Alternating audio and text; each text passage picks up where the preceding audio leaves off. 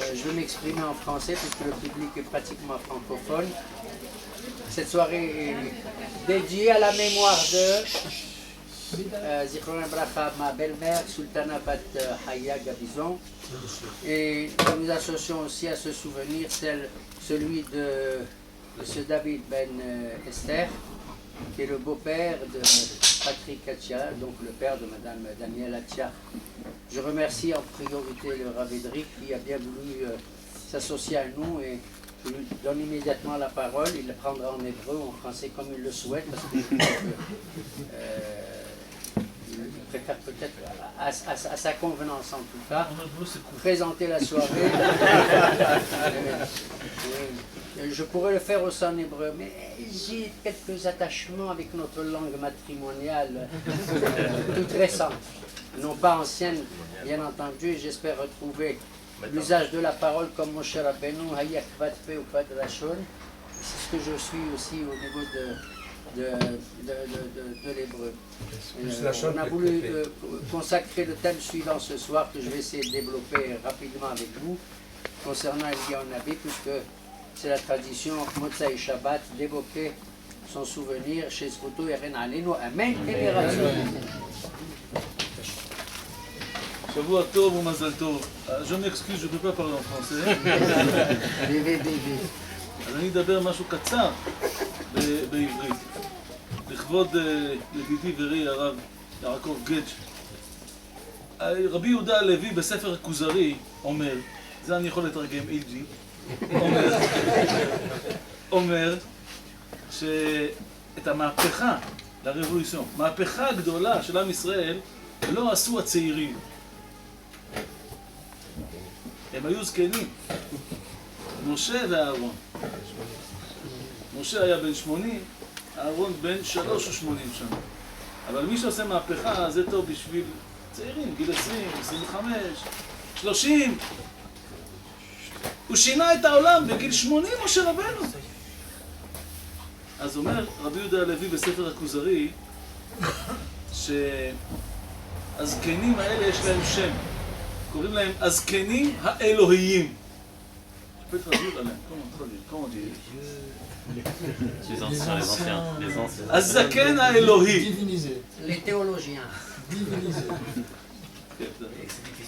הזקן האלוהי, זקנים אלוהים.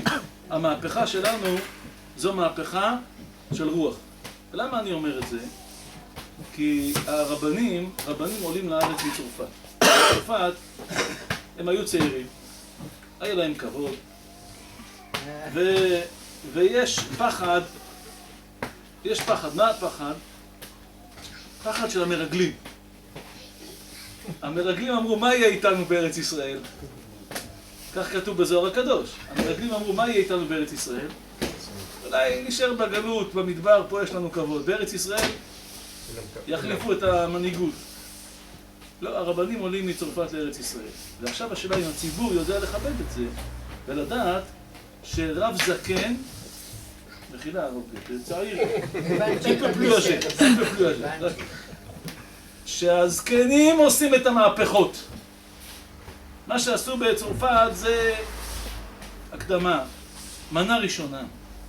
אבל את המהפכות עושים תלמידי חכמים מבוגרים. תלמידי חכמים, כל זמן שמזקינים, דעתם מתיישבת עליהם. לכן אני באתי לפה, הרב גץ' הביא אותי בשביל סיבה אחת, אני באתי בשביל סיבה אחרת. לא יודע מה זה קונפרנס וכל זה, לא מבין. אני באתי לפה בשביל להגיד לכם שיש לכם אחריות שהרב שנמצא פה בשכונה ירביץ תורה. לא רק בשבתות של הקיץ שאתם קמים ב-6 בערב, אחרי שישנים כל השבת, באים אליו ללמוד חצי שעה. יש לכם אחריות שהרב ירביץ תורה בארץ ישראל. הוא לא נכנע לחטא המרגלים, בא לארץ ישראל, ועכשיו צריכים שיהיה ברור שפה הוא משפיע יותר ממה שהשפיע בגלות. אני לא אומר את זה רק על הרב גץ', אני אומר את זה על כל הרבנים. כל החכמים שהגיעו מצרפת, הציבור צריך לדאוג שירביצו תורה בארץ ישראל עוד יותר. פעם, אספר לכם סיפור על הרב רבי שלום מסס. פעם הייתי אצל רבי שלום, אני מקווה שתבינו את התרגום, אבל הוא אומר לי, כמה כבוד היה לי במרוקו. איי, כמה כבוד. המלך היה בא אליי. אני אומר לעצמי, מה זה הדבר הזה? הוא אומר לי, כמה כבוד היה, מה זכרנו את הדגים ואת השומים ואת המצל, מה זה? הוא אומר לי, המלך היה בא אליי. כולם עשו לי כבוד, הייתי כמו מלך, וכמה כבוד. וכמה למדתי, הוצאתי ספרים. אני ככה נעשיתי לבן, מה זה? הוא מדבר. בסוף הוא אומר לי, ועכשיו בארץ ישראל יש לי כפל כפליים.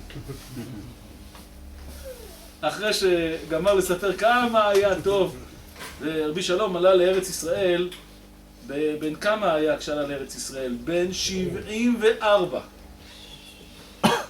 והוא עשה בארץ ישראל ב-18 שנים, כן, 18 שנים, מה שלא עשה ב-74 שנים של חוץ לארץ. זה מה שאני מברך את הרב גדג' ואת החכמים שעלו מצרפת, אבל זה תלוי בכם, זה תלוי בציבור, שאומנם כתוב יותר משהעגל רוצה לנהוג, הפרה רוצה להניק, אבל צריך שהעגל ירצה לנהוג. וזה תלוי בכם שאתם תדאגו שיהיו שיעורים קבועים ומסודרים, והרבנים ירביצו כמה שיותר תורה, כי יש להם מה לתת. זה מה שאני מברך את הרב גדג' ואת אשתו הרבנית ואת כל הקהל הקדוש הזה, שירבו כמה שיותר בהוצאה מן הכוח אל הפועל של החוכמה שנמצא אצל הרבנים. ועכשיו אני מבקש מחילה, אז כי 9h j'ai un autre cours. אז אני מבקש מחילה שאני הולך. שבוע טוב ומזל טוב. En tentant d'expliquer que le personnage qu'on va évoquer ce soir, à savoir Eliyahu Hanavi, répond tout à fait à la définition qu'il vient d'évoquer. À savoir qu'il y a dans une seule personnalité une double mission à remplir. S'il y a bien un Navi dans le Tanakh qui remplit à fond cette mission, non pas seulement dans ce monde-ci, durant son existence, je dirais, du vécu terrestre, mais bien après, c'est Eliyahu Hanavi. Voilà pourquoi on va tenter de montrer pourquoi c'est le seul Navi qui non seulement aura agi, aura mené une action de son vivant, entre guillemets le mot de son vivant, mais également après son existence terrestre, et il va être auréolé d'une tâche tout à fait impressionnante jusqu'à la fin des temps, puisqu'il est de nature à nous inviter et à nous présenter dans la fin des temps la venue de l'ère messianique, du Mashiach, d'accord? Et donc Eliyahu Hanavi, lorsqu'on va évoquer ce qu'il représente pour nous, on est obligé de jouer avec le passé, le présent qui est, je dirais l'avenir, qui doit être dans notre esprit le plus présent possible, à savoir Eliyahu Hanavi dans le Tanakh de son vivant, mais également Eliyahu Hanavi pour nous, ce qu'il représente dans notre fantasmagorie apocalyptique, ainsi m'exprimais-je en français. Dans la première phrase que je vais évoquer, je vais déjà dire, je vais déjà vous donner la conclusion du propos que je vais tenter de vous transmettre. Il est dit dans la dernière Mishnah de la Masechet Eduyot, chapitre 8, Mishnah 7, la dernière, tout à fait la dernière, la chose suivante. Amar Rabbi Yoshua, Beshem Rabbi Rabban Yohanan ben Zakkai, שקיבל מרבו ורבו מרבו, הלכה למשה מסיני. Nous n'allons pas parler que de Haggadot, nous allons dire une halakha. Au nom de Rabbi Yoshua, qui fut le disciple de Rabban Yohanan ben Zakkai, lequel atteste au nom de ses maîtres jusqu'à un passé le plus lointain possible, que halakha le Moshe Misinaï. Il s'agit d'une halakha qui remonte à Moshe Rabbeinu, à savoir que El Eliyahu ba lo le tameh velo le taher, lo le rahek velo le karev. La mission d'Eliyahu Hanavi de nos jours n'est pas d'assurer une mission halachique, à savoir de purifier, de rendre impur ou de rendre pur les objets de notre existence ou le contenu de notre vie. Lo le karev velo le rahek. Il n'est pas venu pour dire tel juif est proche de moi, tel autre est loin de la définition que l'on pourrait attendre. Voilà la mission d'Eliyahu Hanavi. Elle est tout simplement d'annoncer la nouvelle, la Bessora Kol Mebaser, Mebaser Veomer. Et de soi, chaque juif qui soit loin ou qui soit proche trouvera sa propre définition pour s'associer avec le bagage qui est le sien à la Geoula Shlema Be'ezrat Hashem. Amar Rabbi Yehuda, la Mishnah continue et dit הוא לא בא לא לרחק את הקרובים ולא לקרב את הרחוקים. Il ne va pas faire un tri parce qu'on pouvait penser effectivement que le rôle d'Eliyahu Hanavi dans les temps futurs, c'est de rassembler les juifs et ceux qui correspondent à une définition bien précise. Ahlan wa sahlan marhaba bik et les autres non. Il n'y a pas d'exclusion dans la pensée d'Eliyahu Hanavi, au contraire, c'est de ramasser, de rassembler le maximum, pour ainsi dire, la totalité du peuple juif dans la Géoula. Pas comme certains l'ont fait, et la Mishnah le cite. Il y avait un certain moment, probablement du temps du Beit Sheni, un homme qui a agi avec une certaine rigueur, et la Mishnah ne dit même pas une rigueur, avec une certaine violence. Il s'appelait, je vais dire son nom parce qu'il le donne, il s'appelait Ben Sion. Ben Sion, à cette époque, avait éloigné des gens qui étaient méritants et il avait rapproché des gens qui ne l'étaient pas. Bizroa, dans la force avec la violence. Eliyahu Hanavi, c'est l'homme de la, je dirais, de la pacificité, l'homme de la réconciliation. Et c'est en vérité le contraire de l'homme qu'il fut à l'époque de son vivant.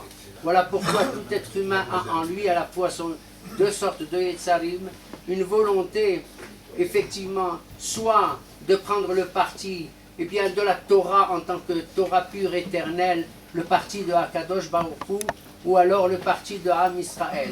Lorsqu'il viendra, Eliyahu Hanavi, il va essayer de concilier ces deux parties. La rigueur de la Torah en tant que Hok, en tant que loi, mais également le cœur de Am Israël qui est dans l'attente et dans l'espérance. Eliyahu Hanavi du Tanakh est un homme d'une très très très grande rigueur, comme on va l'expliquer Be'ezrat Hashem. La suite de cette Mishnah est la suivante. Amar Rabbi Shimon. Rabbi Shimon, qui c'est Rabbi Shimon? C'est Rabbi Shimon Bar Yochai. Rabbi Shimon Bar Yochai, il a dit, ce qu'il va faire, Eliyahu Hanavi, vous savez, ce qu'il va faire, c'est... Qu'est-ce qu'il va faire? J'ai oublié. Qu'est-ce qu'il va faire, Eliyahu Hanavi? Il va mettre un terme à la mahloket. Alors moi, on s'est dit dans la Mishnah, entre qui et qui a une mahloket? Il y a une mahloket en général entre des gens qui ne partagent pas le même point de vue. Il dit non, dans le Beit HaMidrash, il va mettre un terme au mahloket entre qui? Entre les hachamim et les talmidim. Entre ceux qui dispensent la Torah et ceux qui écoutent la Torah et qui ont envie certainement d'exprimer leur opinion, les uns comme les autres. Eh bien, ils ont le droit d'exprimer leur opinion, mais à condition qu'il y ait le shalom entre eux. Et la conclusion de cette Mishnah qui est magnifique, c'est une des plus belles que je connaisse. Une des plus belles que je connaisse, la Mishnah de Eduyot. Retenez, chapitre 8, verset, Mishnah 7. Haz, Het Zain. C'est un haz total, comme on dit chez nous en arabe. C'est un haz total.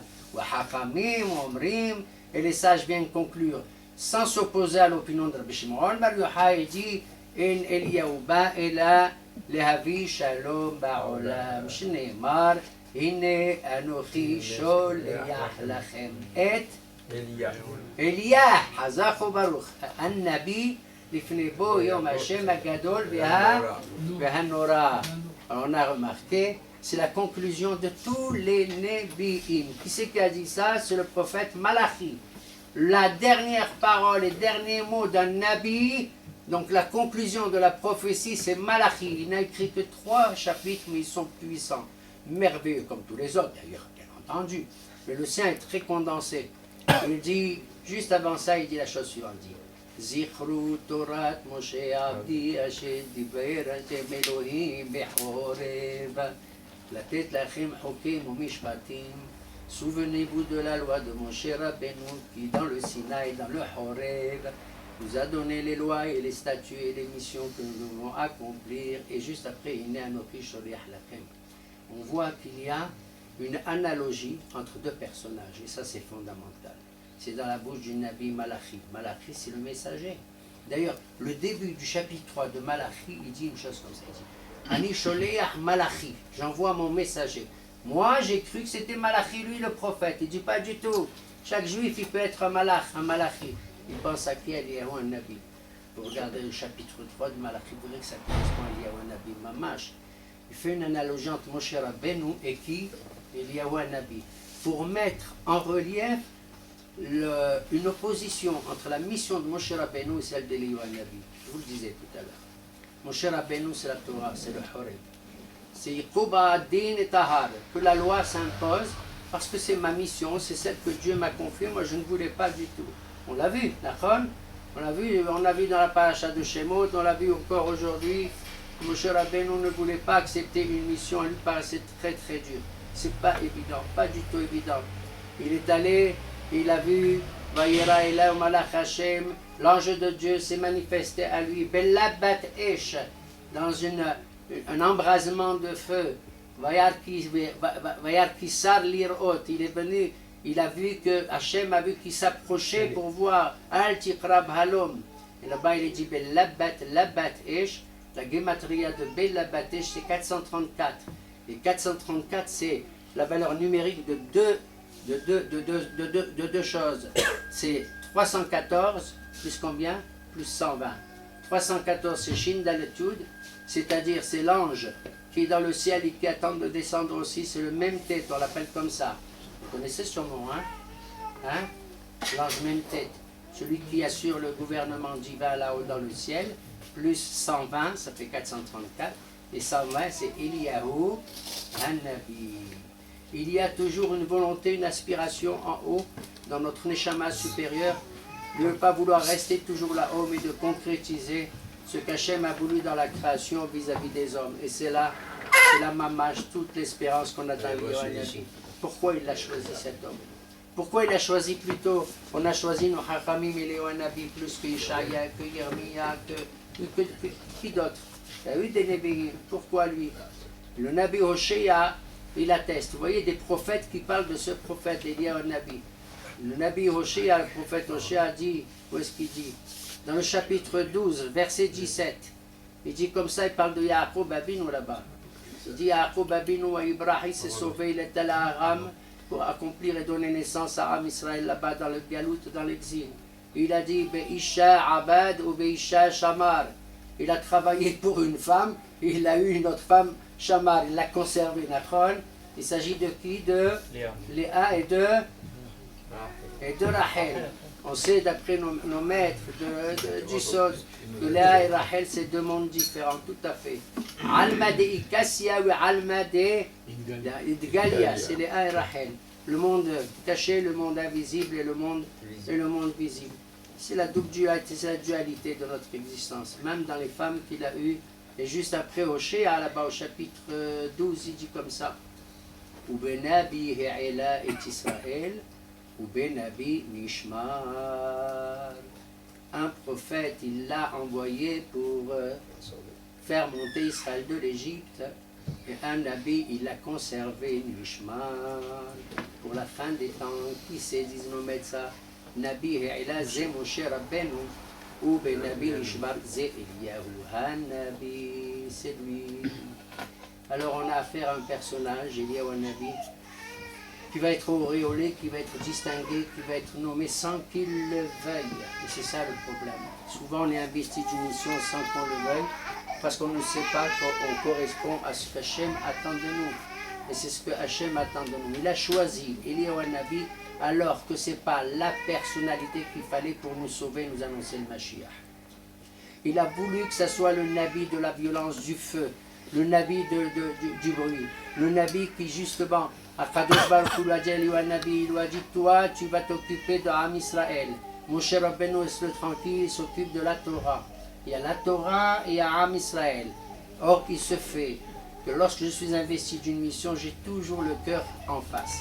Moshe Rabbeinu, il a reçu la Torah. Il doit défendre la Torah, coûte que coûte. Et pourtant, on voit que lorsqu'Am Israël s'écarte de la volonté divine, Moshe Rabbeinu est le premier à dire Ve'im ayin mehenenam sifrecha asher katavta. Et on voit qu'Eliyahu Hachem lui a confié la garde d'Israël, Nishmar, la garde d'Israël. Il veut bien le faire, mais il ne supporte pas que l'autre partie, à savoir Akadosh Baruch Hu, soit pour ainsi dire dans un certain zilzoul. Et alors il s'est mis à crier, Eliyahu il s'est mis à crier, j'en ai assez, après le Hara Carmel. Il lui a dit à Akadosh Baruch Hu, qu'est-ce qu'il a fait, Eliyahu? Il a dit, je veux aller écouter les conseils de Moshe Rabbeinu. Je veux aller écouter. Parce que les Hakamim, ils disent, qui c'est Eliyahu Hanavi? C'est Talmido Shel Moshe.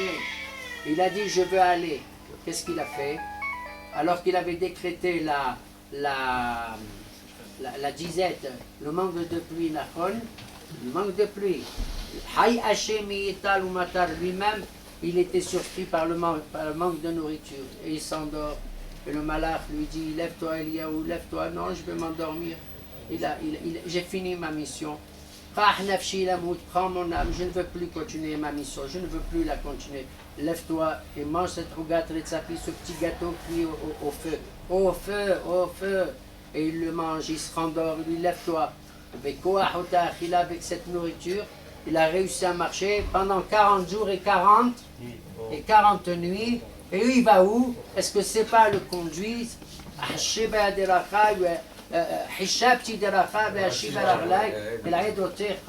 J'ai pensé m'en aller, je pensais démissionner de la mission que tu m'as confiée, et en marchant 40 jours et 40 nuits, où est-ce qu'il se retrouve? Au Har Horeb, au Har Sinaï. Et il entre, il voit la Me'ara. Hakamim disent, il entre dans la caverne, dans la Me'ara, où Moshe Rabbeinu déjà, il y a pas mal d'années, se trouvait à ce moment-là. Et là, Akadosh Baruch Hu lui dit, Ma'alecha po Eliyahu. Qu'est-ce que tu fais là, Eliyahu? C'est ta place de venir dans la Me'ara où il y avait Moshe Rabbeinu. Et il lui a dit, Chano, Chineti, Hashem. Je suis plein de Chin et de Z pour Hashem. Il a dit, mais je te parle de Bafir Israël. Chano, Chineti, Hashem. C'est un haredi terrible là-bas. Terrible. Chano, Chineti, Hashem. Je prends la dépense de Hashem. Banecha, Azbu et Beritecha. Tes enfants, ils ont abandonné la brite, l'alliance. Soit la brite, ça veut dire aussi la circoncision, la brite là. Ils ont détruit tes synagogues et tes temples et tes hôtels. Et ils ont tué tes prophètes. Et je suis resté, moi, tout seul.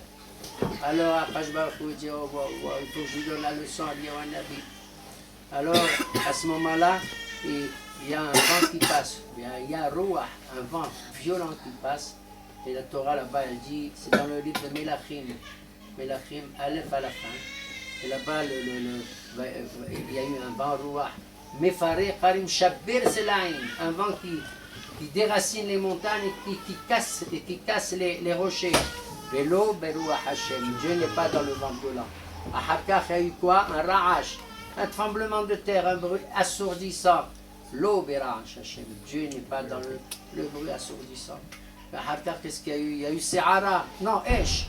Il y a eu un feu terrible, un feu. Pourtant il s'y connaît, il y a un avis dans le feu avec Har Carmel, vous vous rappelez? Vélo Be'esh Hashem. Il lui a dit, à ce moment-là, va y poule des Mamadaka, il y a un silence. Va y shma et takol.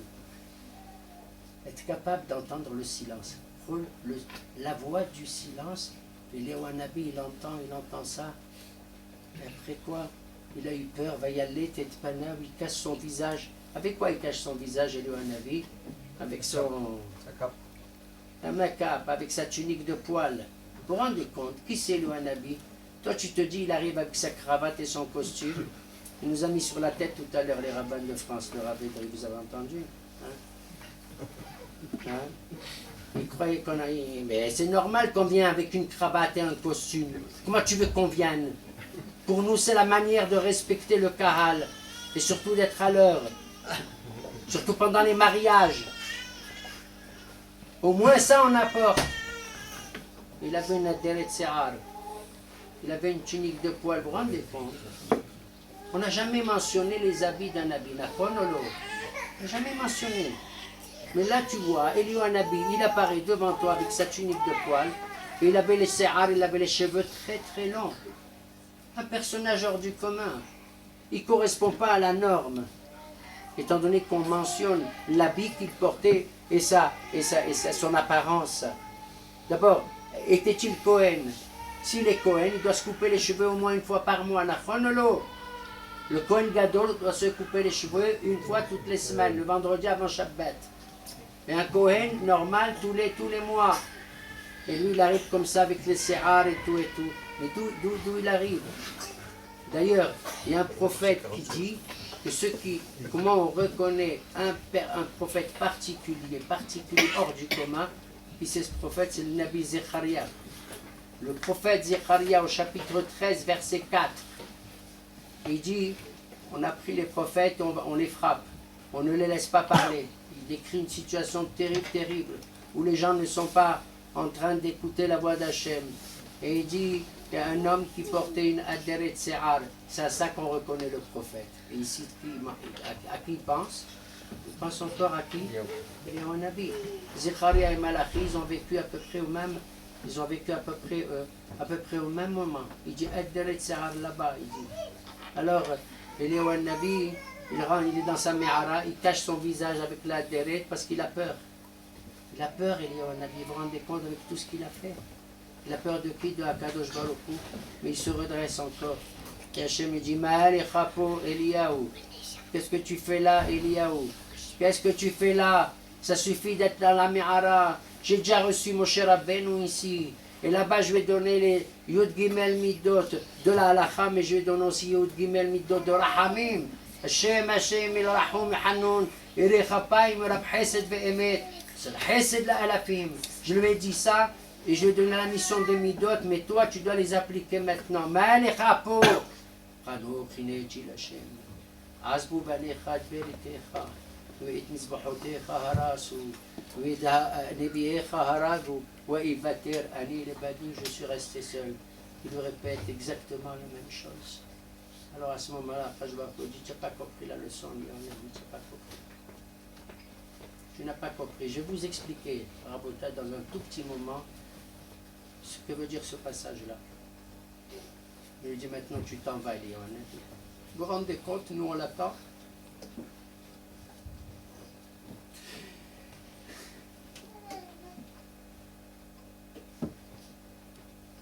T'as fini avec ta mission, c'est fini. Léon Nabi dit je suis moi, je te répète la même chose. Je vois la situation que je vois maintenant, c'est catastrophique. Catastrophique. Il n'y a pas de synagogue, il n'y a pas de brite, il n'y a rien du tout. Ils ont tué Isabelle et Ahab, ils ont tué tous les Nébéis, mais moi je suis resté seul. Je te répète exactement la même chose. Kalo, il lui a dit, Kano, Knita, tiens, Kanaï, fils de Kanaï. Pas en français, en hébreu. C'est dit Kanaï. Non, je dis ça parce que... Parce que... Mekhané, fils de Mekhané, il pense à qui? Il pense à Pinhas. D'accord? Parce qu'on dit Pinhas? Oui, Vous êtes sûr? Qu'est-ce qu'il dit? Qu'est-ce qu'ils disent tous? Et c'est ce que je vais dire aussi, je suis obligé. C'est pas le choix. Mais j'ai pas le choix, mais... Tahat Ashir Khiné, comment il a dit sur Pinhas quand il a fait l'affaire de Zimri Ben Salou, etc. Ben Salou, etc. Pourquoi tu ris pas? Tahat Ashir Khiné, l'Elohaou. Ah, tu cras l'Elohaou, il a l'Eliyahu. Ne lis pas le mot Elohaou, Alef Lamed, etc. Mais Eliyahu. Et on voit que Pinhas, c'est Ho Eliyahu. C'est difficile, mais c'est comme ça. Donc, Eliyahu serait Cohen. Si c'est le descendant ou le Gilgoul, on n'en sait rien. Alors que le Harizal, ce n'est pas le descendant, Mamash descendant, c'est le Gilgoul de qui? Il a pris la Neshama de qui? De Pinhas. Eliyahu Nabi n'a pas pris que la Neshama de Pinhas parce qu'il complique les choses en ce personnage. Il est multiple. Il est multiple. Le Hachamim pose la question dans une Gemara, mais d'où il vient ce Eliyahu? On ne connaît ni son père, ni sa mère. D'accord? Il a écrit Ishayahu ben Amos, on sait. Yirmiyahu, fils de Hilkiyahu, il habitait où Yirmiyahu? Dis-moi là. Où il habitait? Anatot, ici, par loin. D'accord? Amos, il avait comme métier Tibor Chitmi. La plupart des Nébim, on sait qui ils sont, d'où ils viennent. Ils sont mariés, certains, ils ont eu des enfants. Lui, on ne sait pas ni son père, ni sa mère, ni s'il est marié, il n'y a pas eu d'enfant. Je ne sais pas. C'est quoi Eliyahu c'est quoi? Il dit peut-être c'est un Cohen, si c'est Pinhas, un Gilgoul. Mais il dit tu sais que quand Pinhas il a fait ce qu'il a fait, sa Neshama est montée dans le ciel. Chanaim Pokrimbo. Et quand la Neshama de Pinhas elle est montée dans le ciel, parce que lui aussi c'était un duettiste. Hein? Un rôle. Qu'est-ce qu'il a dit, un rôle? Un zoro. Un rôle, chez nous on disait un rôle. Pour une femme on dit une rôle. Chacun son rôle dans la vie. Ce qu'Hachem il donne. Quand il est monté, sa Neshama elle est montée à Pinhas, quand il a fait ce qu'il a fait, elle redescend accompagnée de deux autres Neshamot. Tu sais de qui? Il vient sauver, faire le tikkun de Nadab ou Abihu. Nadab et Abihu, ces deux Neshamot ont fusionné ensemble et d'après leur ils descendent haut avec Pinhas chez Eliyahu Nabi. Qu'est-ce qu'il dit Moshe Rabbeinu? Il dit moi je ne veux pas accomplir ma mission. Shlahna biyati shlah. D'accord? Envoie avec qui tu veux. Shlahna, ashnona, nuna lef. Envoie Nadab et Abihu. Chez Kribu esh zara. On est en plein dans le feu. On est en plein dans la parole qui se veut forte, qui se veut comme ça, dans le but de défendre Akano, Kadosh, Baruchu, Kano, Kineti, Lachem. Ils sont attaqués à la religion. Ils ont tout dévasté. Et les rabbins, ils les ont zilzloubahem, et les nebi'im, et tout ça, Voilà ton peuple comme ça. Je vois qu'il dit ne t'occupe pas. Ne t'occupe pas. C'est fini. Tu vas maintenant nommer ton disciple, c'est Elisha. D'accord? Tu vas nommer ton disciple Elisha ben Shaphat, il habite là-bas à Ben Mechola. Tu vas lui dire et tu vas introniser, je ne sais même pas pourquoi, le roi de Syrie, Hazaël. Et puis la troisième chose, vous allez introniser à la place couronnée Yehou, à la place du fils de Ahab. D'accord? Ça veut dire quoi en un seul mot? Allez, prends tes clics et tes claques, tu vas à la retraite. Comme ça, il dit à Khadjou Baruch Hu Eliyahu Nabi, qu'il adorait pourtant. Donc on est dans une partie de la personnalité d'un prophète vraiment qui surprend, mais auquel nous, en tant que lecteurs, on est tellement attachés. On a envie d'être à ses côtés tout le temps. Mais je ne peux pas. Hachem il lui a dit c'est fini. Il lui a dit c'est fini, tu as terminé ta mission. Yallah. Il obéit ou pas, Eliyahu? Il obéit. Il repart, il quitte le comment il s'appelle? D'ailleurs, quand il voit le Ruach, et quand il voit le Ra'ash et le Esh, c'est bidiouk exactement tout ce qu'il a dit. Je me plains de la brite, je me plains des misbehot, et je me plains de quoi? Qu'ils ont tué les Nebi'im. Ces trois choses sont représentées par le Ruach, le Ra'ash et le Esh. Alors qu'est-ce qui se passe après? Eliyahu Nabi s'en va, il va désigner Elisha comme successeur. D'ailleurs c'est étonnant, le parallélisme entre Moshe Rabbeinu et Eliyahu Nabi, on voit qu'il prend presque les mêmes miracles.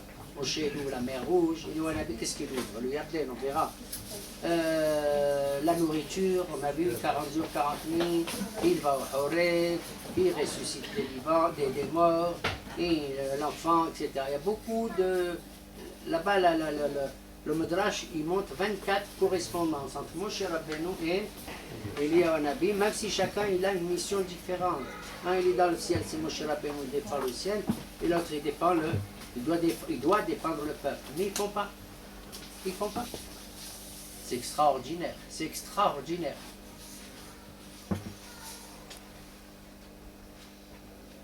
Alors Eliyahu Nabi, il nomme Elisha. Il se passe un certain nombre d'événements, pas trop longs.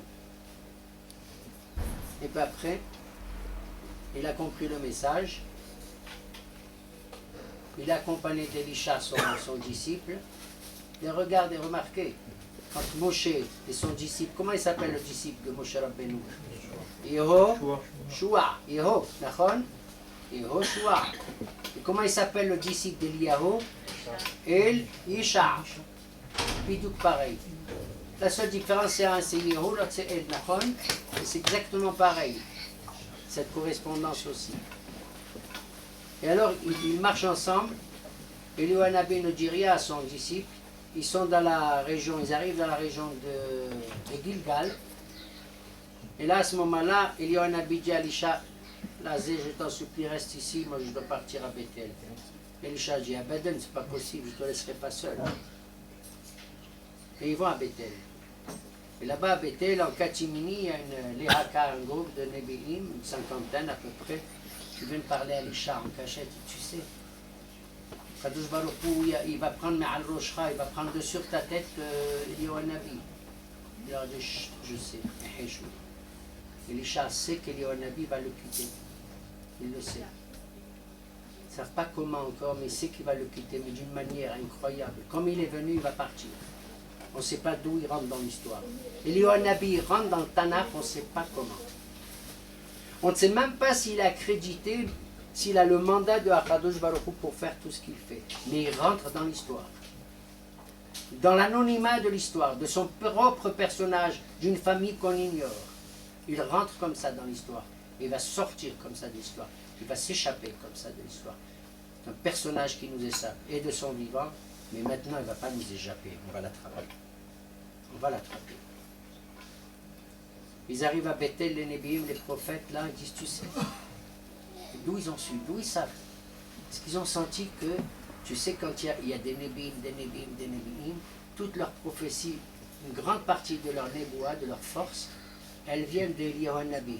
C'est comme une antenne, tu vois. Moi, je ne connais pas le GPS, les antennes, mais c'est comme ça.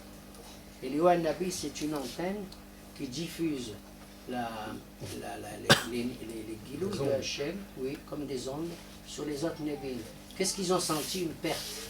Ils commencent à sentir, ils voient que les batteries, elles s'affaiblissent. La batterie d'Eliyahu s'affaiblit. Ils vont voir Elisha et disent, tu sais, il y a quelque chose qui ne va plus dans notre GPS. Taisez-vous. De Bethel, Eliyahu Hanavi dit à Elisha, allez, je m'en vais, je dois aller à Yericho. Laisse-moi. Il dit, non, non, je ne te laisse pas. Il va à Yericho. Ils vont à Yericho, juste avant d'arriver à Yericho, un autre groupe de Nébiim. Il lui dit, tu sais que Akadosh Baruch Hu va emporter Eliyahu Hanavi. On ne sait pas où il va aller. Il va nous quitter. Eheshou. Eheshou. Eliyahu Hanavi lui dit, va-t'en, Elisha, laisse-moi. Il dit, non, je ne t'abandonnerai pas. Ils arrivent devant le Yarden. Yericho, c'est à côté, le Yarden, le Jourdain. Il prend son costume de Tardin. Il prend Derek, il va אותה, il מקפל אותה, il a plié. Voilà, vous voyez que je parle hébreu. Il a plié. Il frappe le Yarden, les eaux s'ouvrent et il passe, les deux, ils traversent. À ce moment, Elisha, il comprend. Et là, il lui dit, tu sais, je m'en vais. Je m'en vais. Et Elisha lui dit, voyez, alors Vedaber, ils allaient en marchant, tous les deux. Alors Vedaber, Hachamim disent, qu'est-ce qu'ils parlaient? Dibre Nehama. Ils parlaient de la Nehama de Am Israël. Et Eliyahu Hanavi lui a dit, fais pas comme moi, Elisha fait, maintenant toi. La Nehama, je m'en vais. Elisha a dit, tu ne vas pas partir. Il lui a dit, je vais partir. Elisha a dit, je t'en supplie, je ne peux pas tout seul. Avec ma chokhma à moi, tout seul, je ne peux rien faire. Il lui a dit, il m'a dit, Elisha, c'est le Nabi. Il lui a dit, je ne peux rien faire, je peux étudier tout ce que tu veux, je ne peux rien faire comme toi. Il lui a dit, laisse-moi partir. Il dit, je t'en prie, donne-moi le double de ton esprit. Khallo, il lui a dit, tu demandes une chose difficile. Comment tu veux que je te donne le double de ce que j'ai? Déjà ce que j'ai et encore. Il y a plusieurs fashim qui expliquent que ça veut dire donne-moi le double. Il y en a qui disent donne-moi les 2 tiers. Ou double des autres. Par exemple, un béchor dans une famille, on lui donne le double dans l'héritage que les autres frères. Nachon? Si j'ai 6 millions de dollars, pourquoi des dollars? 6 millions d'euros. J'allais dire, moi, dollars. Parce qu'ici, tu rentres, je vais acheter une menorah. $50. Qu'est-ce que dollars? Euros. S'il a 6 millions d'euros, il a combien d'enfants? 5. L'aîné, il prend 2 millions. Et les autres, ils prennent chacun 1. C'est Pishnaïm. Oui, Pishnaïm. Il y en a qui disent comme ça, donne-moi les 2 tiers, etc. Moi, je m'adresse à des comptables ici, il y en a qui disent non, c'est Pishnaïm, je veux le double de... Alors il lui dit, si tu es capable, dit au Nabi à Elisha, si tu es capable de voir comment je monte dans le ciel, comment je me transforme dans le ciel, alors tu les auras. Être capable de voir quelqu'un comme ça, dans sa gashmiou, dans sa matérialité, c'est une chose, avec les yeux, tu vois. Moi, je te vois avec les yeux, moi je sais que tu es là. Tu n'es même pas là de toute façon. Je sais que tu es là. Mais si je vois ta neshama supérieure, en plus de ta neshama d'en bas, alors je peux être capable. T'as compris? Je ne vois pas que toi, avec ta moustache, avec ton costume, avec tout ça, mais je vois ce que tu es au fond de toi-même. Pas seulement ta hitsoniot, mais ta pnimiyot, alors je prends le double. Je suis capable, mamage, de prendre le double. Comme ils disent nos hachamim ailleurs. Et les toldot Noah. Noah. Je ne sais pas Noah. Noah les ma'la et Noah les mata. Il y a un Noah en haut et il y a un Noah en bas. Tu comprends? Il y a un bouzaglou là-haut. Il n'est pas là, bouzaglou. Il y a un bouzaglou en bas. Tcharnichovski en bas. Tu as compris? Pour ça, quand il appelle des personnages importants, Vayomer, Hachem, Abraham. Il y en a 2. Un en haut, un en bas. Comme nous, on a Baruch Hashem au moins une fois par semaine, tu as 2 gages. Un là-haut et un en bas. Le Shabbat, Neshama et Tera. Je ne suis pas le seul, qu'est-ce que vous faites que je dis ça comme ça? C'est marrant. Et la Neshama, elle s'en va comme ça ce soir. Elle s'en va ce soir. Vous savez ce qu'il dit Hachamim, que ce soir, comme maintenant, au moment où on parle, il y a un Nabi de maintenant, pas de celui de... Mais c'est le même. C'est celui qui est monté dans le ciel. Il y a un problème. Comment il redescend, c'est notre affaire. Ils ne sont pas d'accord, les Hachamim. Ils sont d'accord, mais ils expliquent chacun à leur manière. Comment il y a un Nabi, il arrive sur terre. Comment il arrive? Est-ce qu'il a été transfiguré? Est-ce comme il dit Radak, son corps a brûlé? Ouais. Il y en a qui disent son corps, c'est quoi? C'est le Homer. Les Arba Yesodot qu'il y avait en lui, il est Neshama monté. D'autres disent non, pas comme ça. Il est monté au Gan Eden d'ici. Il a enlevé sa dérette. Elle est tombée par terre. Il a pris Elisha. Et lui, il avait un gouffre, un corps qui se reconstitue à chaque fois qu'il descend du ciel pour une mission. Yani, il va au vestiaire. Il prend son habit humain, qui est son gouffre. Et il descend sur terre et tu le vois. Il a une tête de bonioule. Paya'a. Des fois, quand tu le vois, tu te dis, mais c'est pas possible. Ou alors il ressemble à un parache, un chevalier. Ou Enesh, un simple bonhomme. Un simple bonhomme. Vous connaissez l'histoire avec Rabbi Akiva, le pauvre? Quand il s'est marié là avec la Rachel, hein? Le papa, là, le beau-père, il était riche. Kalba Shaboua. Quand lui a dit, je te déshérite à ma fille, tu épouses un roé bakar, un berger. Ouf! Il a déshérité, elle a dit, moi j'épouse cet homme. J'épouse cet homme. Il dit, mais qu'est-ce que cet homme? Il ne connaît rien de la Torah. C'est un ba'ar velo idda'. Kalba Shaboua, il donne à manger à tous les talmidei hachamim. Il n'y avait pas de problème de, comment on appelle, de subvention. Ils étaient les seuls tout pauvres. Lui et Rachel, ils étaient dans une étable. Une étable! Ils dormaient là, dans la paille. Dans la paille! Elle avait la paille sur les cheveux, la pauvre. Les bigoudis. Et lui, il enlève les bigoudis de paille. Rabbi Akiva. Quel Rabbi Akiva? Akiva. Si je te dis, ce Akiva, qu'est-ce qu'il était? C'est de la folie pure. Il connaissait ni le Humash, ni Wallo, ni rien du tout. Et si tu sais comment c'est un homme droit, honnête et pur et merveilleux, avant. Et après aussi, bien sûr.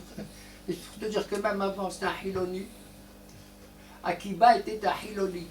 Pire qu'un Hiloni. Il a dit, je vois un Talmid Hacham, je le bouffe. Je lui casse les os.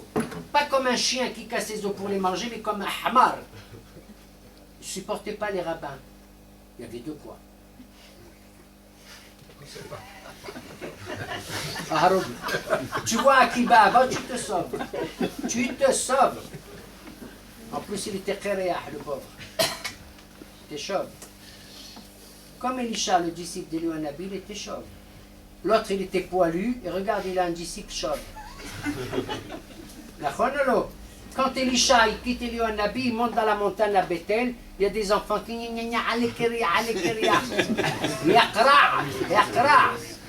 je ne raconte pas la suite parce que je ne comprends pas moi ce qui s'est passé. Qu'est-ce qu'il fait Elisha? Alors Rabbi Akiba, il dit à sa femme Rachel qu'elle est adorable comme tout, lui enlève les pailles et tout. Il lui dit je te ferai, je te promets, un shel zahab, Yerushalayim shel zahab. Moi je t'achèterai une couronne en or. Elle a dit ouais, Zahma, il dit ça. Comme toutes les femmes. Va savoir qu'est-ce qu'il a, il a qu'à. Brusquement, Berdak, la porte est top. Je traduis en araméen. Berdak, c'est qu'il rentre un monsieur, un type, un bonhomme, comme ça tout. Qu'est-ce qu'il y a? Vous n'avez pas un peu de paille? J'ai mon fils, il est malade et tout ça, il est malade et tout, il n'y a pas où dormir, il fait froid dehors, brd. Alors qu'est-ce qu'il fait à Akiba? Qu'est-ce qu'ils avaient un peu de paille, il lui donne. Tu sais qui c'était ce monsieur? Et il sait tout sous la dette. C'était Léon Nabi, disait Hachamim. Pourquoi il a fait ça? Comment Léon Nabi? Tu viens toi, tu enlèves le peu de paille à Akiba. Tu sais pourquoi il est venu? Pour qu'Akiba et Rachel disent, tu te rends compte? Nous on est des malheureux, il y en a un peu plus malheureux que nous. Tu te rends compte? C'est comme l'histoire de la chèvre, je ne vais pas la raconter. Tu connais l'histoire de la chèvre? Tu la connais? Inch'Allah que tu la connaisses pas, que j'ai quelque chose à dire. C'est un type le pauvre, il est dans une maison, et il a, Dieu bénisse, 12 enfants, sa femme, Zed la belle-mère, tout ça. Il n'en peut plus, il va étouffer dans 2 pièces comme ça. Il va voir le rabbin et lui dire, Ya Rabbi, comment je vais faire? Je vais étouffer. Il lui a dit, tu sais, je vais te donner une ségoula extraordinaire. Tu vas acheter une chèvre, oui, et tu la mets dans la maison. Il va chercher la chèvre, il la met dans la maison, je te dis pas la réha. Et il est là, il dit, wa aliya. Il ne tient pas le coup, 3-4 jours, il ne tient pas le coup. Il va voir le rabbin, il dit, ya Rabbi, je ne comprends pas. C'est pire qu'avant. Quand le j'étais dit, c'est la sgoula. Qu'est-ce que je vais faire? Tu vas maintenant enlever la chèvre, tu vas la donner au voisin. Il enlève la chèvre, il rentre chez lui, il dit, comme je me sens bien. Il va voir le rabbin, il dit merci, ya Rabbi, maintenant je me sens très bien. Sans la chèvre. Tu comprends, c'est ce qu'il a fait Léon Nabi ici, comme ça. Il a fait ici Léon Nabi. Il fait ça comme ça. Alors il lui dit, ya Elisha, si tu veux monter, je te donne. Il lui a dit, je veux le double de ton esprit. J'ai trouvé un pirouche merveilleux, extraordinaire. Plus beau que tout ce qu'on vient de dire. Et ceux-là qu'on va dire, ils sont beaux, hein. Attention. Al tezalzelou ben hachamim, surtout des midrashim. Tu as des midrashim, tu deviens dingue. Tu dis, c'est pas possible qu'ils nous racontent des histoires à dormir debout. Attention, ne dis pas ça. Ils sont des histoires à dormir debout. Mais tu rêves, tu fais des rêves avec eux et tu trouves la quintessence du midrash, c'est de la beauté pure. De la beauté pure. Comme l'autre, il est venu tout à l'heure, il m'a dit, qu'est-ce qu'il a fait Shlomo? Il était à la fin de sa vie, Hosea al Petahim, il était mendiant. Et non seulement ça, mais en plus dans son trône, qui c'est qui régnait à sa place? Un démon. Le roi des démons, Ashmodai. Alors le pauvre homme qui me pose la question, il était malheureux, il marchait comme ça. Il avait de la peine pour Shlomo Amelech. J'ai essayé de l'expliquer, le Midrash. J'ai essayé. Puisqu'on raconte des inepties, le Midrash vient te raconter des histoires pareilles. Même pas te raconter des histoires pareilles. Elisha, il dit à Eliyahu Nabi, il dit, donne-moi le double de ton esprit. Tu sais ce qu'il lui a dit? Je crois que c'est le Bishak Abrabanek qui le dit. Je crois que c'est lui, je sais plus. Lui, c'est lui. Il dit, tu sais ce qu'il lui a demandé? Il lui a demandé une chose que tu peux me donner. Moi, je ne peux pas me séparer de toi, Eliyahu. Que quand moi, je suis dans ma mission, que Hachem, il va me confier. Ou quand je suis dans la vie, partout dans la vie, ou quand je veux comprendre la Torah ou la Nebo, n'importe quoi, je veux que tu viennes et tu sois avec moi. C'est ça, Pish Naim Beruhacha. Qu'on soit toujours notre bouche, tous les deux ensemble. C'est pas extraordinaire? Ensemble. C'est ça qu'il lui a demandé. Je ne demande pas le double. Tu gardes ce que tu as et tu seras supérieur toujours à moi. Supérieur à moi. C'est comme Rabbi Yohanan et Resh Lakish. Vous vous rappelez? Hein? Vous vous rappelez des deux, les pauvres? Des Gdolim. Quand Rabbi Yohanan il a vu que Resh Lakish il est mort, il était tout seul, il était avec un autre rave qui venait à Hacham Gadol, Ben Azar, je crois, Ben Pedat. Khallo, il lui a dit, comment il s'appelle, Rabbi Yohanan. Il lui dit, la Torah elle a dit comme ça, Rabbi Azar dit, tu as raison, il y a Rabbi Yohanan. La preuve, j'ai une preuve dans une braïta. Khallo, bah d'accord. Et il lui dit, maintenant la Torah elle a dit comme ça. Rabbi Azar il dit, Rabbi Yohanan, tu as raison, Rabbi Yohanan, j'ai une autre preuve là-bas dans une autre braïta. Il a une tête comme ça, Rabbi Azar. À la fin, Rabbi Yohanan, il en a mis marre. Le hacham comme Rabbi Azar ben Pedat.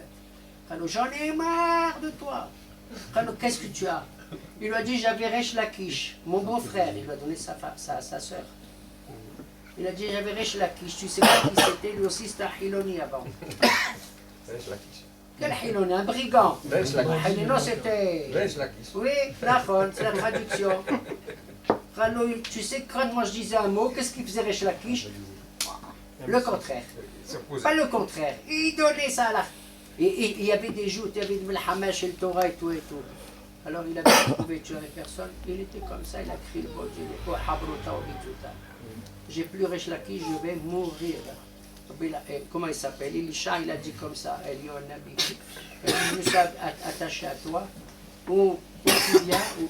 Parmenan, c'est comme ça. Ou moi aussi je suis emporté, c'est pas possible. Tu as des gens avec qui tu t'accroches, tu vois, comme ça. Surtout s'il s'agit de Léon Nabi. Il a vu. Ils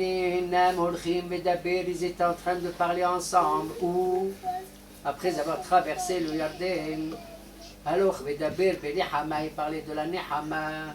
Et voici sous ce Esh, voici un chariot de feu et des chevaux de feu. Ça, il nous a échappé. Et il fait tomber ça a adhéré de sa tunique comme ça. Il crie, Elisha, Abi, Abi, Recheb Elohim Ufarashav. Regarde comment il appelle son maître. Abi, Abi, mon père. C'est extraordinaire, hein? Abi, Abi, mon père. Alors qu'il adorait son père et sa mère, qui est Elisha. Quand il est venu, il a dit, je t'ai nommé, il lui jette ça, adhéré comme ça. Il lui dit, laisse-moi embrasser papa et maman. Et il a pris les bœufs, qu'il avait 12 bœufs, il a dit, on va faire une fête avec les Nébim et tout, ils ont fait la fête et tout.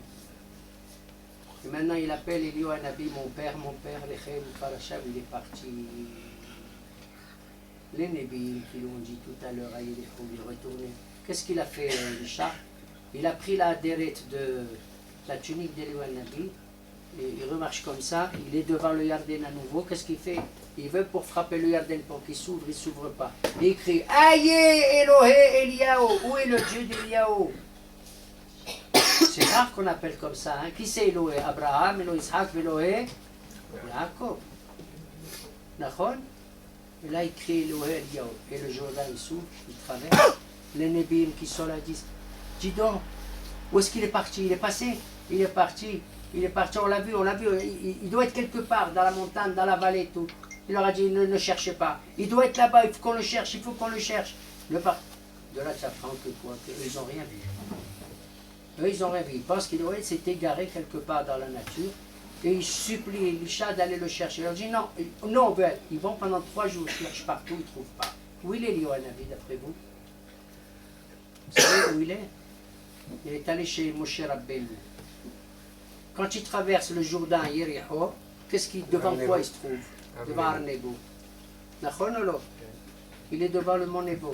Et pourquoi il va là-bas? Hachamim, ils disent au Talmido chez le Moshe. C'est le Talmid de Moshe. C'est le Talmid de Moshe, mais chacun il a sa mission bien précise. Entre Moshe Rabbeinu de la Torah et Mashiach qui va nous sauver, c'est pas facile de joindre les deux bouts. Je rigole pas. C'est pas facile de joindre les deux bouts entre l'exigence de la Torah de Moshe et le Mashiach qui doit venir. Et Kabes Nefusot. C'est pas facile du tout, du tout, du tout. Alors Kadosh Baruch Hu, il a trouvé un système, il a dit il faut que je trouve un messager, un lien. Qui c'est Eliyahu Nabi. Pourquoi? Parce que lui, il a vécu les deux. Il a vécu et la vie de Moshe et il a vécu la vie du Mashiach. Il est pour Hachem parce que Hachem l'a nommé comme mission pour Israël et lui, il veut défendre Hachem. Il est les deux. Eliyahu Nabi, il est mamash les deux. Alors pourquoi ils sont arrêtés dans ces trois? Pourquoi comment il s'appelle? Le Tanakh, là-bas dans le livre de Melachim, numéro 2, Melachim 2. Il faut étudier la Bible. Chapitre 2. C'est là qu'Eliyahu Nabi s'en va. Pourquoi ils sont arrêtés à Gilgal? Pourquoi après ils sont allés à Bethel? Et pourquoi ils sont allés à Yericho? Parce que j'ai besoin de savoir le parcours de la fin de Moshe, d'Eliyahu Nabi. Ces trois lieux, Rabotai, c'est exactement les trois lieux dans lesquels Eliyahu Nabi avait des griefs. Il a dit, ils ont abandonné ta brite, Nahon, à Kadosh Baruch Hu. Ils ont cassé tes autels. Et ils ont tué tes Nevi'im. À Gilgal, qu'est-ce que c'est que Gilgal? Oh la Gilgal, et là-bas qui c'est Yoshua, quand il arrive avec le peuple d'Israël, qu'est-ce qu'il a fait là-bas? On est arrivés tous comme ça du Midbar Sinaï, comme des loques. Comme des loques. La première des choses qu'il a fait, c'était le mois de Nissan avant Pessah. Nachon. Pessah, c'est le 15 Nissan. Il traverse le Jourdain à le 10 Nissan. Qu'est-ce qu'il fait à Gilgal, qui s'appelle Yoshua ben Nun? Il prend tous les juifs qui n'étaient pas circoncis et il leur fait la Brit Mila. Kadosh Baruch Hu dit va. Il dit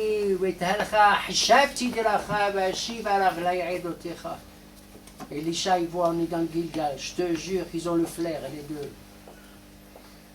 C'est des Nevi'im, ils ont le plus que le flair des chiens. Elisha et Eliyahu, ils sentent l'histoire du peuple d'Israël, comment ils ont fait tous la brite. Elisha, il regarde Eliyahu, il dit on est à Gilgal, il dit oui, je sais. Alors, vous savez une chose, quand de nos jours, les chiens ils aboient, c'est qu'il n'est pas là, Eliyahu. Quand Eliyahu Nabi il arrive, les chiens se mettent à rigoler. D'accord? Ils rigolent, les chiens. Sohaqim, c'est dans la Gemara de Brachot. Même les chiens, ils rient de voir Eliyahu Nabi, ils sont heureux de le voir. D'ailleurs, Eliyahu Nabi, il adore les gens qui rigolent maintenant. Avant, il n'était pas rigolo. Maintenant, il veut être rigolo. Il veut apporter de la joie, du baume dans le cœur. Maintenant. Il veut apporter le baume dans le cœur. Maintenant, Eliyahu Nabi. Chaque fois qu'il y a un bébé qui est là, il arrive, il est là. Il y en a même 10 000 Brites à New York, à Washington, à Oman, il est partout. C'est les Hachamim, il a des mitzotzot qui vont partout comme ça. C'est difficile à comprendre, qu'est-ce que je te dis, c'est des mitzotzot. Et le Nabi, il veut que les gens rient un peu, qu'ils aient un peu de bonheur dans le cœur. Un jour, il était verbé Broca, je crois. Comme ça, il était dans le marché, dans la rue, dans le marché, dans le chouk. Et puis le Nabi, il arrive souvent, il se manifeste à des Hachamim. Et le Nabi, il va voir ce rabbin, Bibrocha. On dirait qu'il vient de Bonn, Broca, Al-Nabi.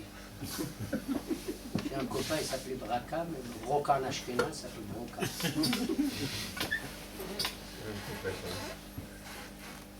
Il lui a dit, dis-moi, et à Eliyahu Nabi, il lui a dit, dis-moi, tu regardes les gens, ils rigolent dans le marché.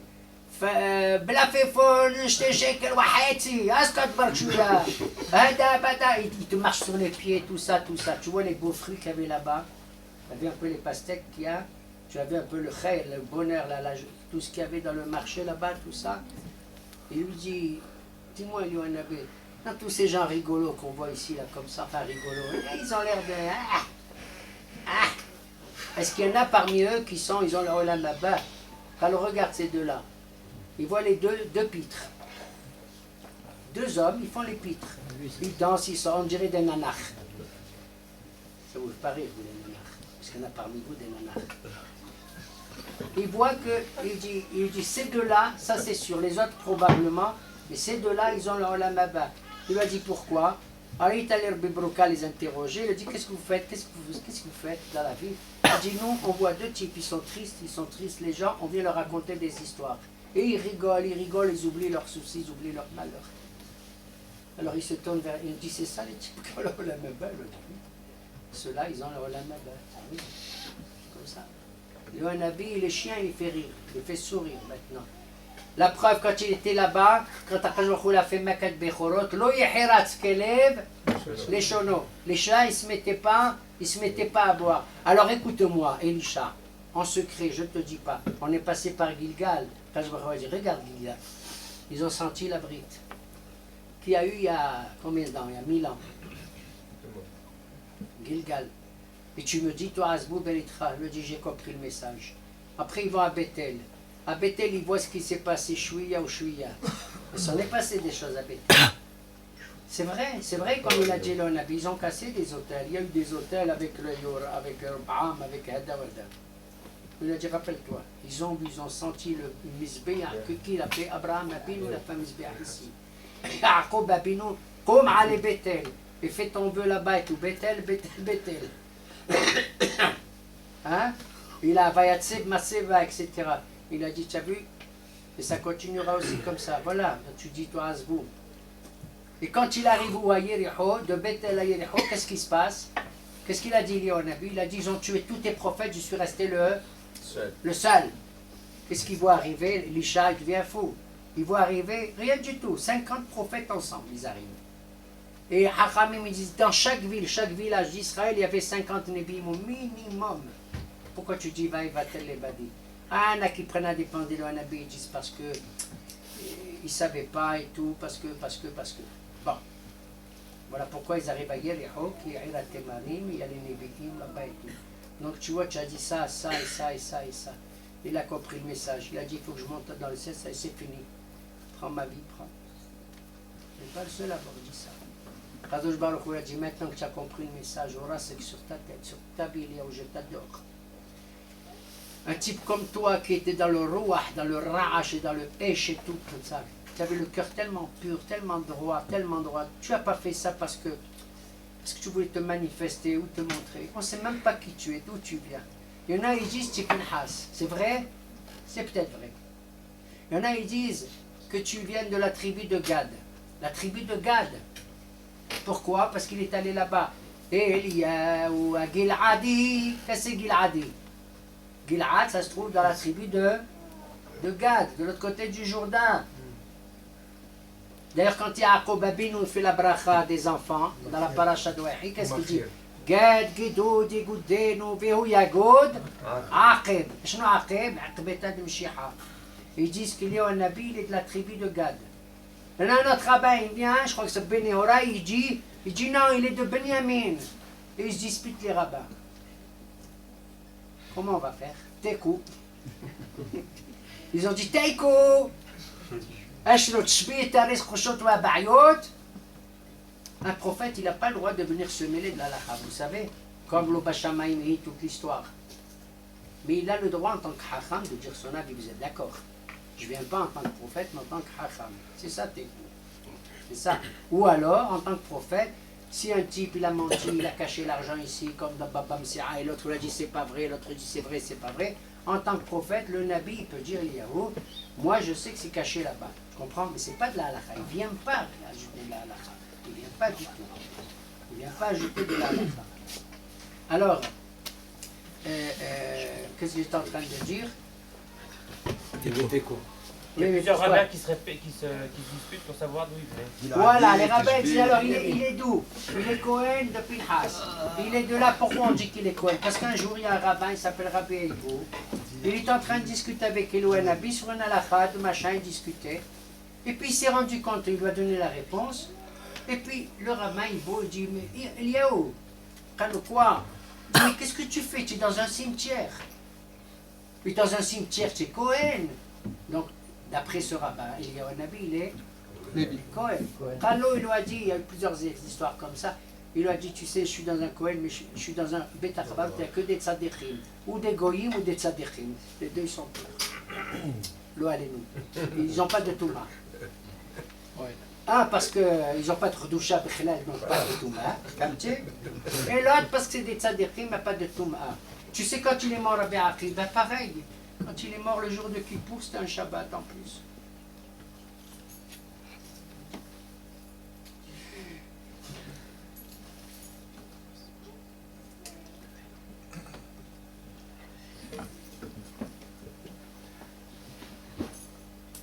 Ils l'ont laissé tout seul comme ça. Et il y avait un de ses disciples, Yoshua à Garci.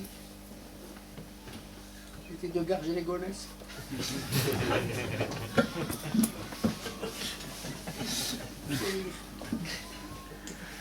Comment il va faire pour prendre et les autres, les dégoûtants. Léon Nabi, il arrive. Il arrive tout de suite, il dit on va prendre, c'est plus. Il est mort il faut le jour de Kippour. Le jour de Kippour. Rabbi Yoshua dit Léon Nabi, t'occupe pas, laisse-moi faire. Alors il a dit quoi, pourquoi? Il a dit tu es Cohen, tu peux pas. Il a dit tais-toi. C'est un tzaddik, il n'y a pas de touma. Comme il est mort, Rabbi Odana, c'est pareil, il n'y a pas de touma pour un tzaddik quand il est mort. Elef. Il n'y a pas de touma. Béachiba, il est mort, il est plus kadosh que vivant. Il n'y a pas de touma pour Rabbi Achiba, il n'y a pas. Et si tu veux encore, tu insistes au choix, tu veux insister. C'est plus qu'un met mitzvah. Un met mitzvah, même le Kohen Gadol, il arrive, plaque, il voit ça, il s'occupe. S'il n'y a personne autour. Alors laisse-moi tranquille. Tu as vu comment il fait Léon Nabi? Il enterre les gens tranquillement comme ça, il s'occupe d'eux, il fait des mitzvot, il fait les bricotes et tout. Il arrive à Yericho, ils lui ont dit, tu as dit que tu étais sous seul avec pas. Il y a des nébim, il a dit, bon, ils n'ouvraient pas la bouche alors. C'est vrai? Moi j'étais la grosse gueule. Oui. J'ai pris les 3 clés à Kadosh Baruch Hu. Chose qu'il a donnée à personne. La clé de la pluie, la clé de la Tchayat HaMetim et la clé de Dashno. De la femme qui a De l'accouchement. La clé des champs, il a dit l'autre. Il a voulu dire, tiens, on est sérieux.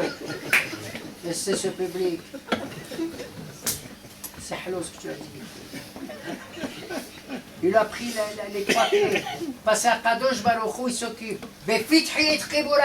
C'est moi qui ouvrirai votre tombe et vous fera ressusciter, comme il a écrit de Hezkiel al-Nabi. Et la femme qui accouche, il a écrit pour Rahel Mino, Vaïftah et Rahma, qui c'est à Kadosh Baruch Hu. Il a ouvert son ventre, sa matrice. D'accord? Et l'autre, Poté Yahichadecha, ou Masbiya Alechol Hayratson. Dieu, il ouvre sa main. Donc les 3 clés de ces 3 choses, c'est de la résurrection, la pluie, l'accouchement et c'est la résurrection. Inch'Allah, qu'elle tombe encore la pluie, amen. Amen. Amen, amen, qu'elle tombe encore. Des petites gouttes comme ça, on a dit, comme on fait, quel temps mauvais, quel temps mauvais. Il fait beau quand il pleut ici. Quand il fait chaud à Aliyah.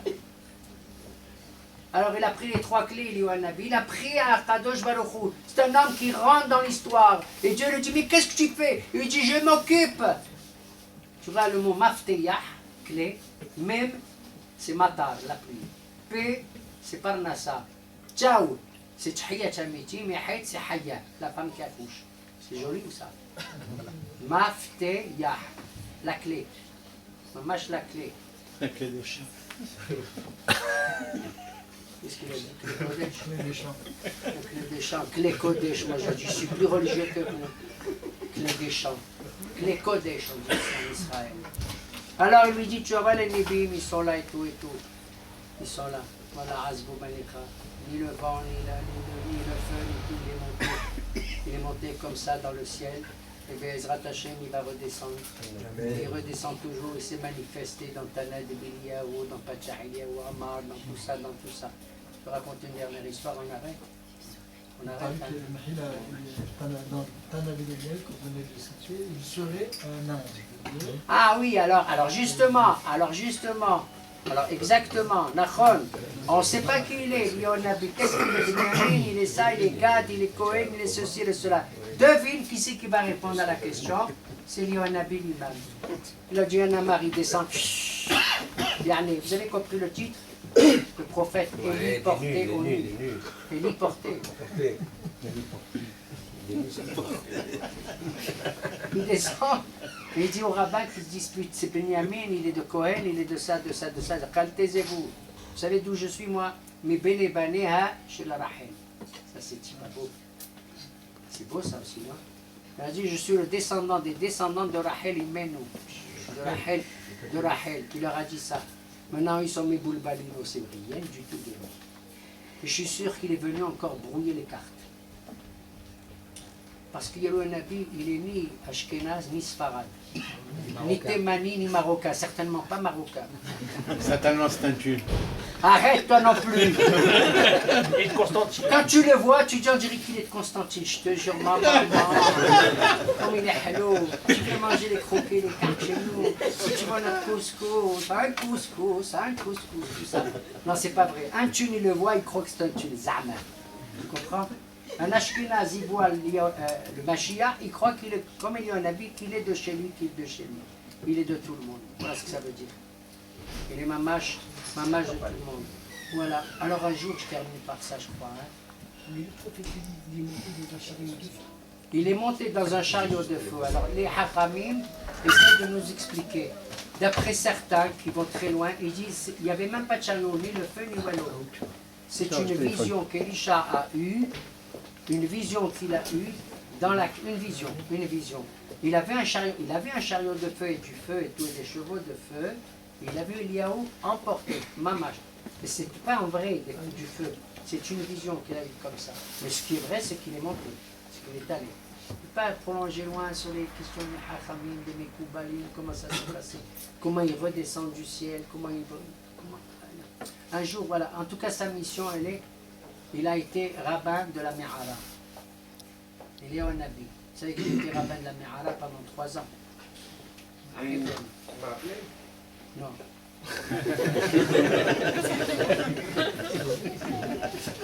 Il s'est pris pour lui un Nabi. Je ne l'ai pas appelé encore. S'il ressemble à un thune, je vais venir. Si c'est un thune, j'ai mes chances. Si Léon Nabi c'est un thune, tu vas arriver, tous les thunes vont arriver. Ils vont se prendre pour Léon Nabi. Bon. Ils sont comme ça, je te jure, ils sont comme ça. Ah, Hilaire, vous êtes comme ça, hein. Ce soir, moi, je me prends pour Léon. Arrête. Alors, il était à la Me'ara, mais il se manifestait toujours chez Rabbi Yehuda Nassi, le maître de la Mishnah, de la loi orale. Il venait tous les Rosh Chodesh à l'heure et tout. Et puis un Rosh Chodesh, il n'est pas venu. Il est venu en retard. Alors Rabbi Yehuda Nassi a dit, Eliyahu, pourquoi tu es venu en retard cette fois-ci? J'apprends avec toi la Torah et tout. Il a dit, arrête, j'étais occupé, j'étais embrouillé et tout. Qu'est-ce qu'il y a? Il dit, j'étais à la Me'ara de Hebron, là-bas, des Abot, et j'étais en train de les réveiller pour faire Shaharit. Je réveille Abraham, je lui lave les mains, il fait sa prière, les brachot à Shahar, et puis il se recouche. Parce que c'est Yishéné Hebron, ils dorment, ils ne sont pas morts. On les appelle. Maintenant, Yishéné Afar, ceux qui dorment dans la poussière, dans la Hamida. Après, je le remets. Après, je réveille Ishaq Abinu, je lui lave les mains, il se recouche. Après, Yaakov Abinu, je lui lave les mains, il fait les brachot et il se recouche. Voilà pourquoi je suis en retard. Rabbi Yehuda Nassi lui a dit, mais tu n'as qu'à le faire tous, les réveiller tous les trois en même temps et tu leur laves et puis c'est fini. Il a dit, j'ai pas le temps. Il a dit, si je fais les trois en même temps, c'est-à-dire Midat HaHesed, Midat HaGbora, Midat Tiferet et Trahemet ensemble, le Mashiach il arrive. Le Mashiach il arrive si je réveille les trois abot en même temps. Il ne faut pas une seule Midat dans la vie. Il ne faut pas être que bon, parce que si tu es bon envers, tu risques d'être bon envers les méchants aussi. On n'a pas le droit d'avoir une seule Midat à 100%. Le Hesed à 100% c'est 0. Le din à 100% c'est 0. Il faut les trois. Et le Emet c'est 0. Il faut les trois en même temps. Conjuguer. Une mida c'est une mesure. C'est un dosage. T'as compris? Il y en a un jour. Il a été comme ça. Il a été comme ça méchant avec des gens bien. Je ne veux pas dire son nom le pauvre. Après il est devenu cruel avec des gens gentils. Non, c'est le contraire. Il était gentil avec des gens méchants, après il est devenu méchant avec des gens gentils. Pourquoi tu dis son nom? Je ne l'ai pas dit. Alors il lui a dit, si je les réveille les trois, qu'il y a 3 midotes ensemble, un bon dosage, tu vois, bon dosage comme il faut, Mashiach il arrive. Si on est à la fois, on a ces 3 choses en nous. À la Torah, à la Avodah, à la Gemilut Hasadim, à la Din, à la Emet, à la Shalom. Ces 3 choses ensemble. Israël, Kutsha, Berichou, qui le troisième, Yoraïta, Hadou. Il arrive le Mashiach. Il a dit comme ça, il y a un Nabi. C'est moi qui dois l'annoncer. Vous savez quand est-ce qu'il va l'annoncer? D'après certains, 1 jour avant ou 3 jours avant la venue du Mashiach. Mais il ne viendra jamais un Shabbat. ni la veille d'un Shabbat ou d'un Moed. Parce qu'on est occupé avec la plata et tout ça. C'est Shabbat, il peut venir. Oui, j'ai dit Shabbat et la veille de Shabbat ou d'un Moed. Il annoncera 3 jours. Il y en a qui disent 3 jours avant. D'après Zecharia ou un Nabi, d'autres disent un jour comme Malachi, Hina Anochi Sholach Lachem Mifnei Bo Yom Hashem Anora. Avant la venue du jour. Redoutable et tout, et tout, et tout, et tout, et tout. Alors il lui a dit, Rabbi Yehuda Nassi, il lui a dit pourquoi tu n'as qu'à faire ça. Il a dit si je fais ça, le Mashiach il vient. Et alors qu'il vienne. Il a dit j'ai pas le droit, il ne veut pas que je dévoile les secrets et tout. J'attends le moment venu chez Mitbachen. Que ce soit le moment vraiment, que ce soit le moment, j'attends que ce soit. Alors Rabbi Yehuda Nassi qui est malin, c'est un rave très important, vous savez. Il lui a dit non. À part Abraham, Yitzhak et Yaakov, est-ce qu'il y a ici sur terre des gens ils ont la même valeur que eux? Il lui a dit oui, tu sais, chut. Il lui a dit qui c'est? Il lui a dit Rabbi Hiya et ses 2 enfants. Il y avait un rabbin s'appelait Rabbi Hiya. Il avait 2 enfants, paraît-il c'était des jumeaux, Yehuda et Hezkiya. Ils sont nés, ils étaient dans le ventre, c'était 2 jumeaux, mais un il est sorti avant l'autre. Le premier Yehuda il est sorti, il avait 6 mois, à 6 mois de grossesse. Et l'autre, il a attendu. Alors Yehuda, il a dit, le bébé Yehuda, il a dit à son frère Hezkiya, il a dit, yallah, on sort, je vais sortir. Il a dit, moi je vais rester, va attendre, j'étais le premier, je reste encore 3 mois. Et il est sorti au 9e mois. Alors il lui a dit, quoi? Il lui a dit, Rabbi Hiya, ses 2 enfants, il dit, pourquoi? Enfin, on connaît son histoire. Rabbi Hiya, bon. Rabbi Hiya, contrairement aux autres, qui étaient des grands Talmidei Chachamim, connaissent tout par cœur et tout, lui, qu'est-ce qu'il fait pour dispenser la Torah? Il allait dans les champs, il plantait des graines de pishtan, de lin, il fabriquait des filets, il attrapait des bambous et des serpes et tout, il prenait la peau, il la tannait, ensuite il écrivait une paracha, ici il travaille, Bereshit, là, Shemot, Waïkra, Bamidbar Debarim, il prenait 5 gosses, il leur enseignait le Chumash. Après il faisait pareil, il écrivait la Mishnah, les 6 darim, les 6 ordres de la Mishnah, et hop, il enseignait. Et comme ça il a dit, chacun il va enseigner à d'autres. Gedolim Maaseh Hiya, il a dit Rabbi. Sont grands les œuvres de Hiya, regarde. La Kdusha, il la sort de terre, avec les bambis, avec la terre, avec tout ça. Ouais. Et nous, maintenant, avec Internet, Zahma, on étudie. C'est dommage, j'arrive pas à étudier avec Internet. Alors il lui a dit, c'est eux, Rabbi Hiya, ses enfants, Yehuda, Hezkiya. Alors Rabbi, il a dit, merci, merci du petit pistonnage. Qu'est-ce qu'il fait? Il appelle Rabbi Hiya parce que c'était la disette, il faisait chaud, il n'y a pas de pluie depuis longtemps, on était au mois de 2e Adar, Adar Sheni, près de Nissan. Il lui a dit Rabbi Hiya, tu vas faire la prière, toi et tes 2 enfants, il est là, descendez. Parce qu'avant on descend dans la Théba, on ne montait pas comme maintenant. Moi avant en France j'avais une Théba, je ne te dis pas où c'était qu'elle était haute, je dominais tout le monde. Maintenant, à l'époque de la Gemara, la Théba était en bas. Le type qui faisait la prière, on se demandait à Hazan, on se demandait si c'était toi ou l'Aqsé. Tu vois, le Hazan, il est petit ce Hazan là. Et puis Hiya, il lui a dit, tu vas faire la prière. Il est descendu, lui et ses 2 enfants, parce qu'ils étaient l'équivalent des Abot Akadoshim, comme il a dit le Nabi. Il a dit, fais la prière. Il se met à faire la prière simple, je crois qu'il va chercher des zoulottes, Rabbi Hiya. Il se met à faire. Il arrête. Mashi barouah, Umorid, Ageshem, tan. Les ananim partout, la pluie qui tombe. La pluie qui tombe. Au moment où la pluie elle tombe, comme du temps d'Eliouanabi quand il était là-bas vivant, là-bas. Ouais, rage, ghetto, le ciel qui s'enflamme et tout. Qu'est-ce qui se passe? Les anges là-haut disent, qui c'est qui fait ça? Qui c'est qui a donné le secret de la venue du Mashiach? Il a dit arrêtez vite. Il leur a fait, ils l'ont dit tous, les anges, c'est Eliouanabi, il a raconté à Rabbi que. Ah c'est lui, ils l'ont pris, à Eliouanabi le pauvre, ils l'ont monté dans le ciel, ils lui ont donné 60 coups de fouet de feu. Lui il adore le feu. Eux, ils ont cru qu'il les faisait mal. Ils disaient Zed. Hashem ou Elokim, Hashem, Shetered Esh min Hashamayim. Tu sais ce qu'il a fait avec le feu, je ne te raconte pas. C'est un prophète qui joue avec le feu. Alors ils ont dit que c'est ça, ils ont donné Shitin, Pulsin des Nora, 60 coups de fouet de feu.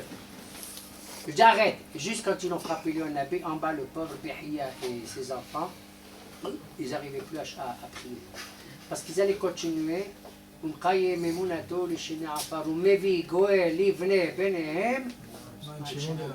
Si dit on מביא גואל לבני, יעקב, יהודה, נכון או לא? הוא מביא גואל לבני בניהם למען ש... Et il apporte le goël. Il a dit avant qu'il dit ça, on les a arrêtés, ils les ont arrêtés comme ça. Donc il détient toutes les clés. Il détient la clé de bien de maintenant. Comme tous les Motzei Shabbat, il y a un habit, il écrit nos échouilles. C'est ça qu'il fait, le Motzei Shabbat. Et Ratzon, qu'il descende le plus vite possible. Et que lui perd son nom intégral. Parce que le Nabi il a dit Elia, il s'appelle Elia, je vous envoie Elia. Mais il s'appelle comment en vérité? Eliyahu. Et le Vav il est parti. Le Vav il est parti. Qui c'est qui l'a pris? C'est Yaakov Abinu. 5 fois il a écrit Elia sans le Vav.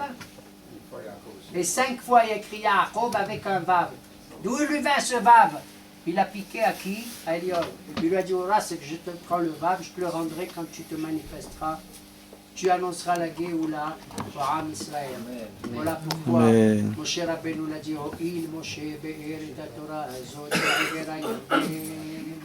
et toi, il y a un Nabi qui a fait le chemin inverse des Juifs qui sont rentrés en Eretz Israël. T'as compris?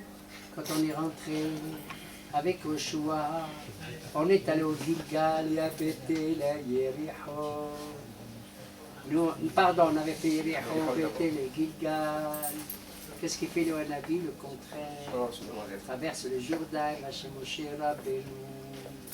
Et les deux ensemble, ils vont venir nous apporter le Mashiach. Voilà. La suite au prochain numéro.